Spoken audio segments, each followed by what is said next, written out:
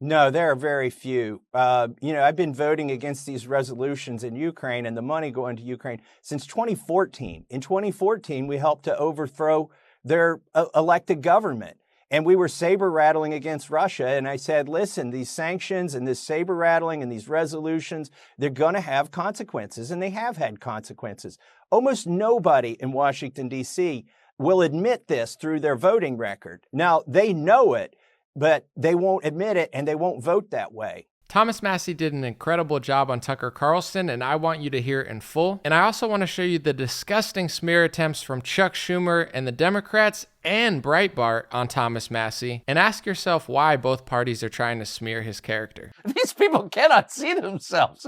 A lady in a mask, presumably not on her way to rob a liquor store, but wearing it for health reasons, asked the National Security Advisor about the moral implications of a vote in the Congress. And he says with a straight face, anyone who doesn't support this legislation is helping Putin.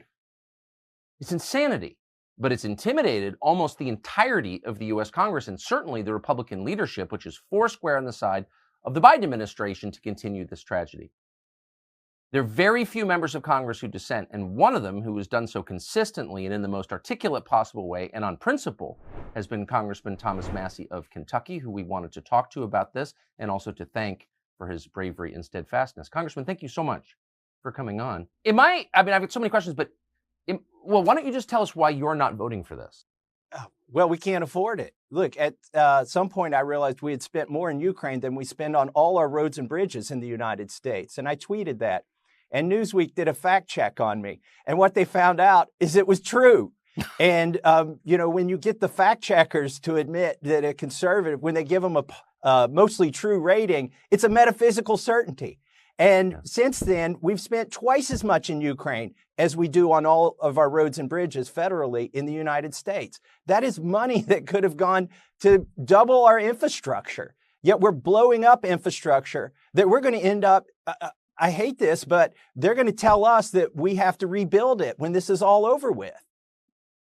The scale of this insanity is hard to digest, and I think whatever empire comes after ours will spend time studying it, what not to do. But you got to wonder, why is the leadership of your party, the Republican Party, in favor of this? Why the new speaker, who seems like a nice guy, but also like a child? Why would his first act as speaker be to endorse this? I'm confused. Well, I hope he doesn't. But, Biden's budget director, the head of the OMB, sent a letter yesterday to Speaker Mike Johnson, imploring him to spend more money in Ukraine. And what they said is they want to revitalize our defense industrial base. That's the new acronym, DIB, for the MIC, the Military Industrial Complex. And they sent a list of states that would get money when we spend, money on deadly munitions, because they have to be manufactured in Alabama or Ohio or Texas. And so, they're saying the quiet part out loud, that congressmen tend to vote for this stuff because a lot of this federal spending that goes to Ukraine is actually laundered back to the military industrial complex. And in some ways, not very efficiently, but in some ways, it enriches people in their districts and the stockholders, some of whom are congressmen. So Thomas Massie posted this on his Twitter account: American patriotism and Zionism. Chuck Schumer wrote back, "Rep. Massie, you're a sitting member of Congress. This is anti-Semitic, disgusting, dangerous, and exactly the type of thing I was talking about in my Senate address. Take this down." To which Thomas Massie responded, "If only you cared half as much about our border as you do of my tweets." You would think that only Democrats would smear him with the quote-unquote hate speech word that has become equivalent to racist. But no, Breitbart did too. They said, Rep. Thomas Massie posts anti-Semitic meme claiming Congress chooses Zionism over American patriotism by Joel Pollak. Oh, Joel Pollak, who was covered by the Times of Israel, how an Orthodox journalist went from far-left activist to Breitbart editor. So saying that Congress cares about Zionism more than American patriotism, which is obviously true to anybody paying attention, is so anti-Semitic that left-wing politicians and right-wing media smears you into oblivion. Do people not get what's going on? It's pretty obvious. You should probably wake up soon, because as Thomas Massie is going to show you, I don't know how much more of backwards ideology and insane debt that this country can take. Let's watch the rest. That's also grotesque, but it's also straightforward. People are getting rich, so let's do it. Okay, that's an argument. It's an immoral argument, but it is one. But that's not the argument they're making in public. They're saying we have a moral obligation. You're a bad person. You just heard the National Security Advisor say that you're a bad person if you're against this. But no one ever mentions that we have abetted the killing of an entire generation of Ukrainian men that will not be replaced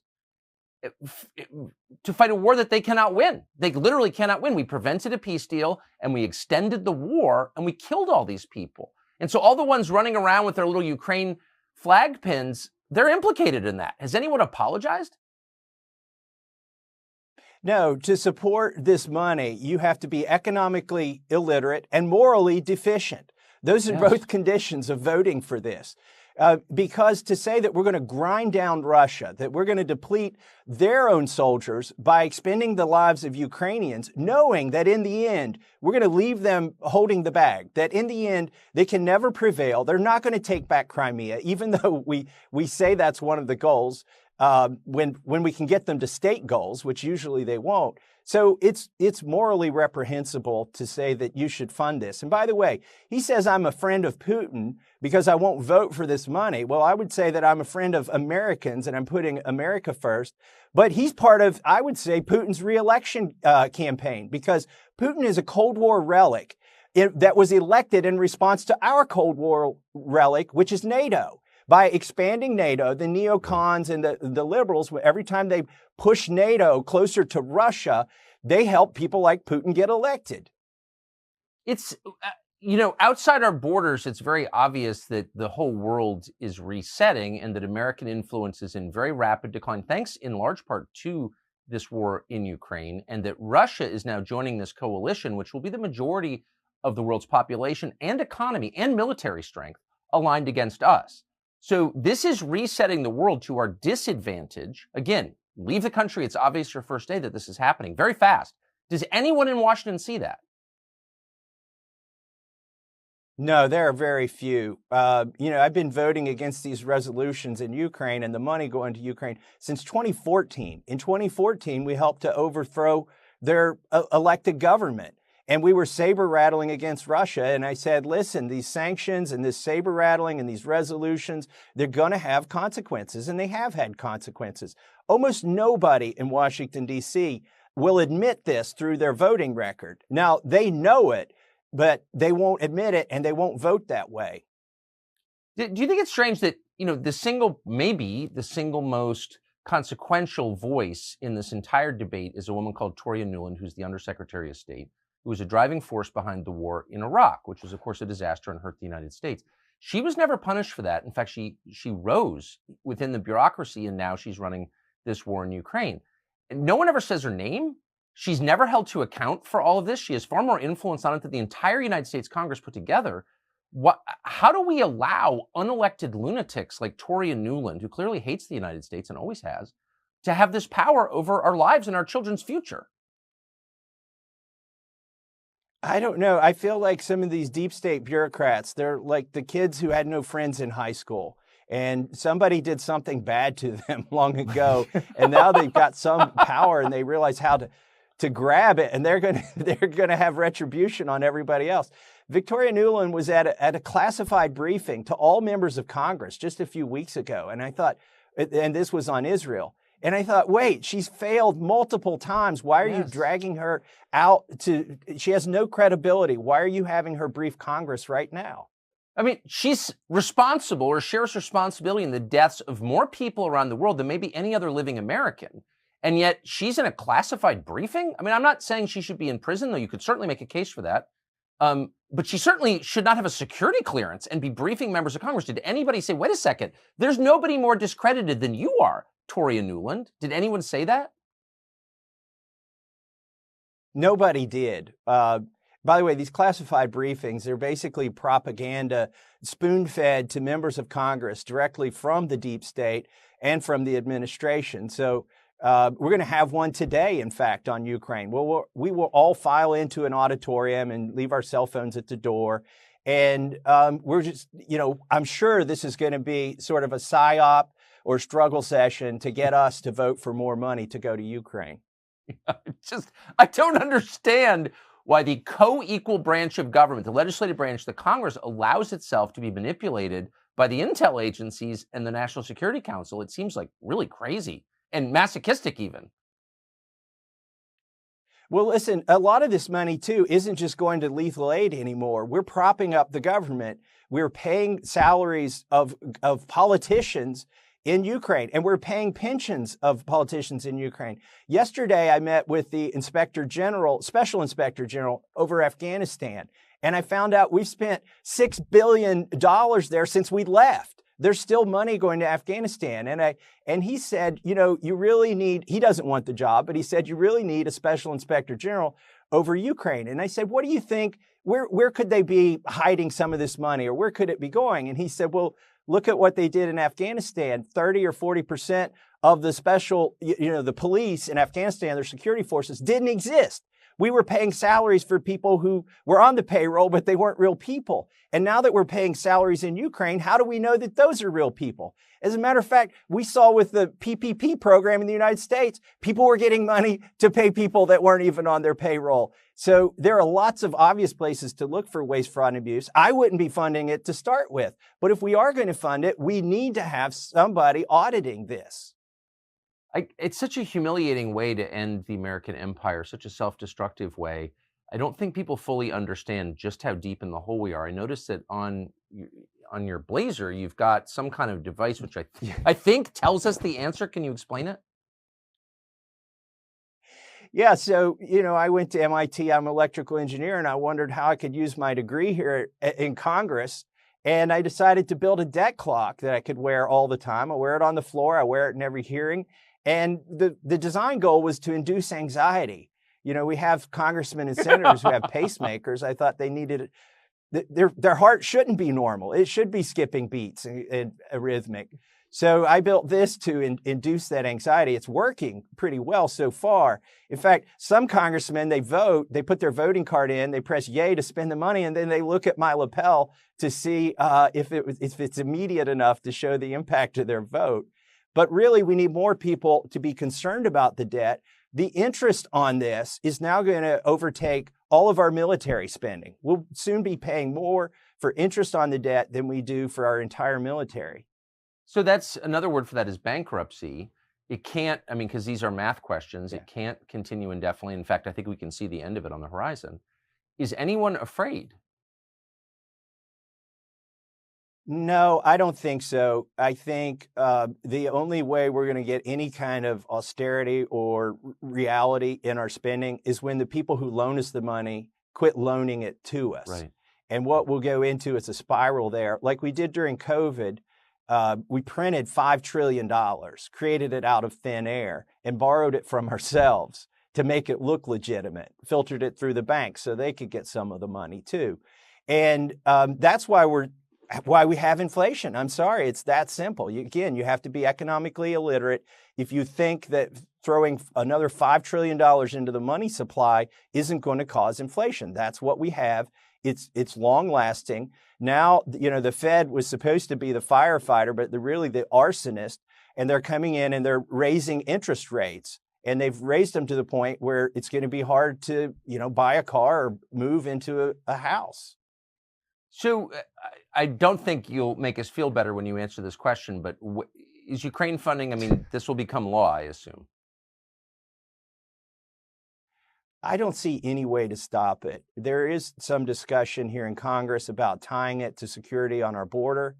The problem is, I think if you give Biden more money for the border, he'll just process more illegal so-called refugees into the United States quicker. There is talk about limiting it to just lethal aid and telling Europe that you've got to prop up the government of Ukraine, but I doubt that'll happen. There may be they may try to tie some strings to it, but I think the money is going to go through anyway, and I'm worried about that. It's just going to, again, what Biden has asked for, $60 billion. That's how much we spend federally on all roads and bridges in a year in this country. I have to ask you an unrelated question that I don't know if you're prepared for it or not. But so the military has a problem with recruitment, and the military said pretty clearly we don't want any more white men who fought all of our wars, but we don't want any more of them, and then drove a lot of people out with the COVID requirements, with the mandates. Now we have tens of millions of military age foreign nationals here illegally. There have been calls in the Congress for those people to join the military to fill the gap. So you could wind up with a military filled with people who are not Americans and have no loyalty to this country or knowledge of American history or affinity for the culture. And then you roam and then you collapse. Do you think that you will hear more calls in the Congress to solve the recruitment crisis with illegal aliens? I think you will, and I think it's a horrible idea. And you characterized the vaccine mandate correctly. That was a purge. That was an ideological purge of our military. It was a loyalty test to a liberal agenda. It's sort of like taking the sacrament in the religion of COVID. And if you wouldn't take the sacrament, then you had to, leave the military. And now they're dealing with that. A lot of good people were forced out. I mean, pilots who had millions of dollars of training, special operators, and it's sad now that, like you said, we're bringing in people with a different loyalty or no loyalty at all if those senators get their way. It's absolutely terrifying. Last question, a topic that most people aren't thinking about. I certainly don't understand, but I know you're focused on it, so that's probably important. And that's meat. And you've got a piece of legislation that will address what you think is a problem with the way the U.S. government regulates meat. Will you tell us what it is? Next, he's going to talk about the Prime Act. He's one of the only Congress members that's worried about the quality of our meat, which any American that cares about Americans should be. I talk about it all the time. That's why I want to put this spotlight on Thomas Massie. Yeah, absolutely. I've got a bill called the Prime Act, and it's in response to the fact that 85% of the meat that's served in the United States is processed by one of four meat packers, and one of them's owned by China, one of them's owned by Brazil. So there's this monopoly on the meat industry, and the irony is farmers can't sell directly to consumers in their own counties and their own states. They have to ship these things across the country, and it's affecting the nutrition of our food, the safety of our food. So what my bill says is if the farmer and the consumer and the local processor are all in the same state, if there's no interstate commerce involved, then get the feds out of it. Yes. And I've got some good news to report. We're making some progress on the Prime Act. I may get some portion of it in the Farm Bill. I've been fighting for this for 5 or 6 years, ever since they got rid of country of origin labeling on meat in the United States. I realized that this was something that I needed to get done. So we're working on it. We got good success, and even working across the aisle. I've got Democrats who are helping to sponsor this. In fact, the main sponsor in the Senate, you may be able to guess this, is Angus King. He actually sounds like a beef offering at one of the local fast food places this week. It does, actually. Foreign control of our food supply is a bad idea, and I hope everyone recognizes that. I mean, come on. Congressman, look, this Massie, would be in the Bill of Rights if it weren't so obvious. Well, that's exactly right. It ought to be. It's great to see you. Thank you for your bravery and the clarity of your positions, and I hope people listen to you. Thomas Massie of Kentucky. Thanks. How good was that, folks? Make sure you watch the full thing. I left out some clips of Tucker's intro on Tucker Carlson on X or Twitter. It's super, super great. I love that Tucker Carlson is spotlighting great people, having conversations no one else wants to have, putting Thomas Massie up there so everybody can see him. And I love how he allows people to share his clips because it's all about disseminating this information. God bless you guys. Let me know what you think in the comments. Have a beautiful day. I'll be back with more videos soon. You can count on it. Hey, what's going on, my friends? Just a few ways to stay in touch and support if you'd like to. The first way is dreamrare.com. We have blue beanies, black beanies, pink hats, other colored hats, freedom versus tyranny shirts, stay blessed long sleeve, God is great long sleeve, and lots of more cool items coming soon. Dreamrare.com. Check out the shop to support. Everything's made in the United States. Handpicked by me.